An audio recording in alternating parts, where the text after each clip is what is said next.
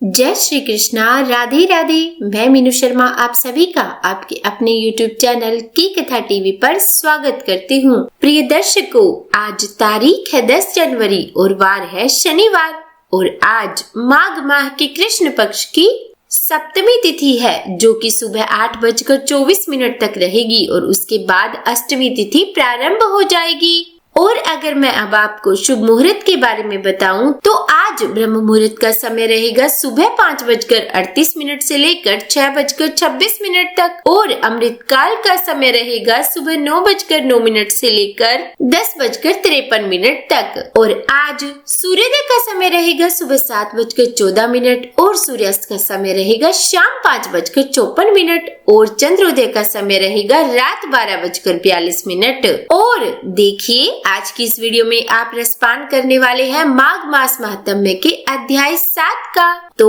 आज का यह 7वां अध्याय शुरू करने से पहले चलिए हम जान लेते हैं कि कल यानी कि माघ मास महात्म्य के 6ठे अध्याय में क्या हुआ था। तो कल 6ठे अध्याय में दत्तात्रेय जी ने राजा को 2 भाइयों कुंडल और विकुंडल की कथा सुनाई थी, जिसमें उन्होंने बताया कि दोनों भाइयों के मरने के बाद कुंडल को तो नरक और विकुंडल को स्वर्ग की प्राप्ति हुई, जिस पर विकुंडल को बहुत आश्चर्य हुआ। तब अपने स्वर्ग जाने का कारण उसने यमदूत से पूछा तो यमदूत ने उसे स्वर्ग की प्राप्ति अनजाने में किए हुए सिर्फ 2 दिन के माघ स्नान की वजह बताई। और इस पर विकुंडल ने यमदूत से कर्मों की गति पूछी। तो अब आज के इस अध्याय में हम यही जानेंगे। तो आज का यह अध्याय शुरू करने से पहले हम भगवान श्री गणेश को याद करते हैं। जय गणेश जय गजवदन, कृपा सिंधु भगवान, मूषक वाहन दीजिए ज्ञान बुद्धि वरदान। और अब अध्याय 7। विकुंडल द्वारा किए गए प्रश्न को सुनकर यमदूत विकुंडल से बोले कि हे विकुंडल, तुमने बहुत ही सुंदर प्रश्न मुझसे पूछा है। यद्यपि मैं पराधीन हूँ, पर फिर भी तुम्हारे स्नेहवश अपनी बुद्धि के अनुसार मैं तुम्हें इसका उत्तर बतलाता हूँ। जो प्राणी काया वाचा और मनसा कभी भी दूसरों को दुख नहीं देते, वे यमलोक नहीं जाते। अब देखिए, काया मतलब शरीर से, वाचा मतलब वाणी से और मनसा मतलब सोच विचार से। अब देखो, हमें अपने सिर्फ शरीर से किए हुए कर्म का फल नहीं मिलता, बल्कि वाचिक यानी कि मुंह से किए हुए कर्म और मानसिक यानी कि विचार में किए गए कर्म का फल भी मिलता है। किसी भी प्रकार की हिंसा करने वाले वेद, यज्ञ, तप और दान से भी उत्तम गति को नहीं प्राप्त होते। यानी कि यदि हिंसा की है तो ये सब करने से भी उन्हें उत्तम गति नहीं मिलेगी।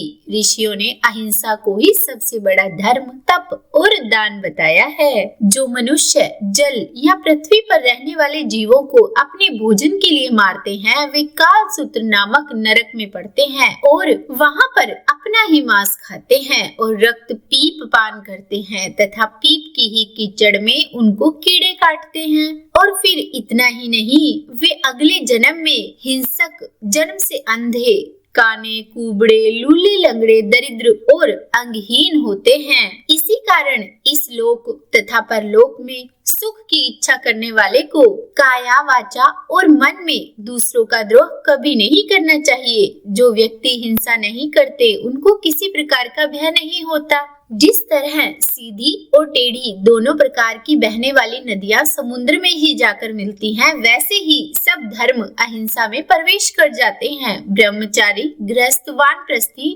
तथा यति सभी अपने अपने धर्म का पालन करने और जितेंद्रिय रहने से ब्रह्मलोक को प्राप्त होते हैं। जो जलाशय आदि बनाते हैं और सदैव 5 यज्ञ करते हैं, वे कभी भी यमपुरी में नहीं जाते। जो इंद्रियों के वशीभूत नहीं है, वेदवादी और नित्य ही अग्नि यानी कि हवन आदि का पूजन करते हैं, वे स्वर्ग को जाते हैं। युद्ध भूमि में जो शूरवीर मर जाते हैं, वे सूर्य लोक को प्राप्त होते हैं। जो अनाथ, स्त्री, शरण में आए हुए तथा ब्राह्मण की रक्षा के लिए अपने प्राण दे देते हैं, वे कभी भी स्वर्ग से नहीं लौटते। जो मनुष्य लूले लंगड़े, वृद्ध, अनाथ तथा गरीबों का पालन करते हैं वे भी स्वर्ग में ही जाते हैं। जो मनुष्य गौओं के लिए पानी का आश्रय करते हैं तथा कुआं, तालाब और बावड़ी बनवाते हैं वे सदैव स्वर्ग में निवास करते हैं, क्योंकि जैसे जैसे जीव इनमें पानी पीते हैं वैसे वैसे ही उनका धर्म बढ़ता रहता है। जल से ही मनुष्य के भी प्राण हैं, इसीलिए जो प्याऊ आदि लगवाते हैं वे अक्षय स्वर्ग को प्राप्त होते हैं। बड़े बड़े यज्ञ भी वो फल नहीं देते जो अधिक छाया वाले वृक्ष मार्ग में लगाने से देते हैं। जो मनुष्य वृक्ष रोपण करता है वह सदैव दानी और यज्ञ करने वाला होता है। जो अच्छे फल और अच्छी छाया वाले मार्ग के वृक्षों को काटता है वह नरकगामी होता है। तुलसी का पौधा लगाने वाला सब पापों से छूट जाता है। जिस घर में तुलसी वन है वह घर तीर्थ के समान है और उस घर में कभी भी यमदूत नहीं आते। तुलसी की सुगंध से पितरों का चित्त आनंदित हो जाता है और वे विमान में बैठकर विष्णु लोक को जाते हैं। नर्मदा नदी का दर्शन, गंगा का स्नान और तुलसी दल का स्पर्श, यह सब बराबर फल देने वाले हैं। हर एक द्वादशी को ब्रह्मा भी तुलसी का पूजन करते हैं। रत्न, सोना, फूल और मोती की माला के दान का इतना पुण्य नहीं जितना तुलसी की माला के दान का है।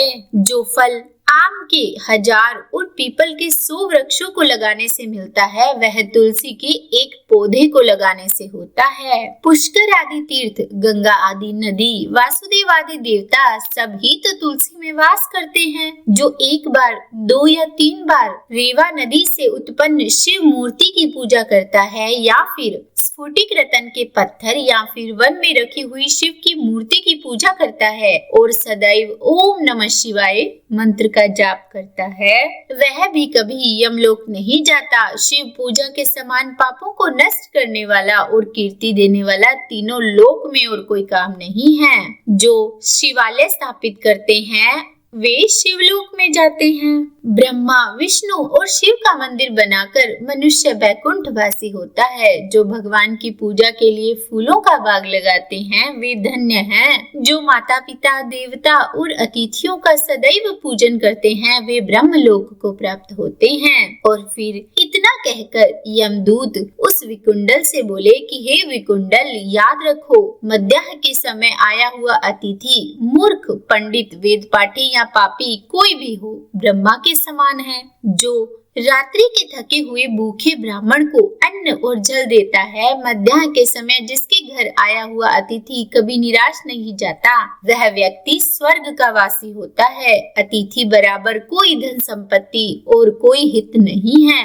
बहुत से राजा और मुनि अतिथि सत्कार से ही ब्रह्मलोक को प्राप्त हुए हैं। जो एक समय आलस्य से भी अतिथि को भोजन करा दे वह यम द्वार नहीं देखता। जो कोई भी व्यक्ति स्वर्ग जाने की इच्छा रखता है उसे अन्न का दान तो अवश्य ही करना चाहिए। और फिर यमदूत ने विकुंडल से कहा कि यमराज कहते हैं कि अन्न के बराबर दूसरा और कोई दान नहीं है। जो गर्मियों में जल, सर्दी में ईंधन और सदैव अन्न का दान करते हैं वे कभी यम के दुख नहीं उठाते। जो अपने किए हुए पापों का प्रायश्चित करता है वह नरक को नहीं देखता और प्रायश्चित न करने वाला मनुष्य नरक में जाता है। जो काया, वाचा और मन से किए हुए पापों का प्रायश्चित करता है वह देव और गंधर्वों से शोभित स्वर्ग लोक को प्राप्त होता है। जो नित्य ही व्रत, तप, तीर्थ करते हैं और जितेंद्रिय है वह भयंकर यम को नहीं देखते।